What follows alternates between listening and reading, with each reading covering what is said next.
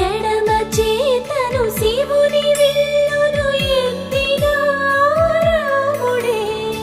ఎత్తగలడా సీత జడను తాళి కట్టే వేళలో రామ చక్కని సీతకి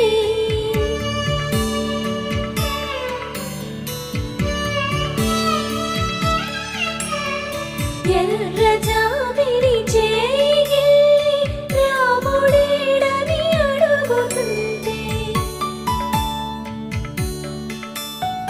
చూడలేదని పెదవి చెప్పే చెప్పలేమని కనులు చెప్పే నల్ల పూసై